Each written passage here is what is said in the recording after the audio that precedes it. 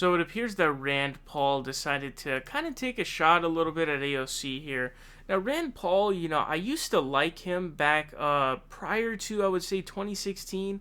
Even if you go even if you go back to that 2016 debate stage, he actually said some pretty interesting stuff, obviously talking about the drug war and how it, disproportionately affects those in poverty and stuff like that. He was saying some stuff that I was like, okay, I agree with a lot of this stuff. But then he turned into a douchebag, and it kind of happened once he voted for Mike Pompeo to be Secretary of State. That was when he turned and flipped. So he's basically just completely garbage now at this point. But here's a tweet that he sent out. He said, I was asked about getting vaccinated with others in Congress. It is inappropriate for me, who has already gotten the virus / has immunity, to get in front of elderly / healthcare workers. Same goes for AOC or any young healthy person. They should be among the last, not first. So Rand Paul is, I guess, he says he supports people getting vaccines, but he doesn't want it to be mandated by law. Now, there's a sort of debate going on low-key about congressional members getting the virus, which I understand. I don't believe Rand Paul's comment to be of good faith here. I think he's trying to weaponize it, and I'm not really sure he believes this. But for example, Ilhan Omar, I think she said her father passed away with COVID, and so she basically felt like, I don't want to get ahead of people who could be saved, which is understandable for sure. But the thing is, there's another aspect that kind of misses, and that perspective is fine. But AOC responded saying, gee, maybe if the GOP hadn't spent so much time undermining public faith in science, masks, and COVID itself, I wouldn't have to weigh the potential misinfo consequences of what would happen if leaders urged people to take a new vaccine that we weren't taking ourselves. And at me next time. She says, our job is to make sure the vaccine isn't politicized the way masks were politicized. If you actually listen to your constituents, you'd hear a lot about viral claims about reproductive health. People have questions. Leaders should show we won't ask others to do something we wouldn't do ourselves. And so, I understand Ilhan Omar's perspective. I really do, but I do more agree with AOC's perspective.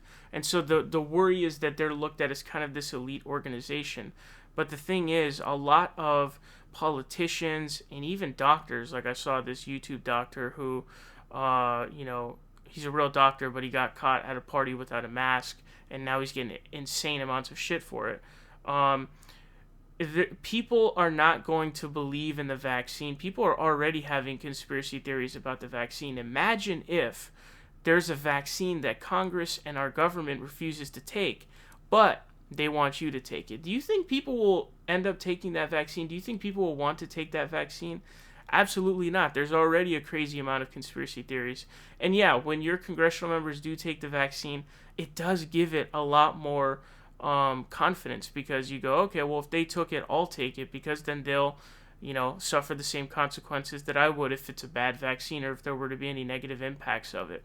So I agree more with AOC's perspective here. I don't think that Rand Paul is coming from a position of, good faith on here. I would say Ilhan Omar definitely is, obviously, but I still think that this sort of one person, one congressional member, how many congressional members are there? There's, 435 in the House, 100 in the Senate.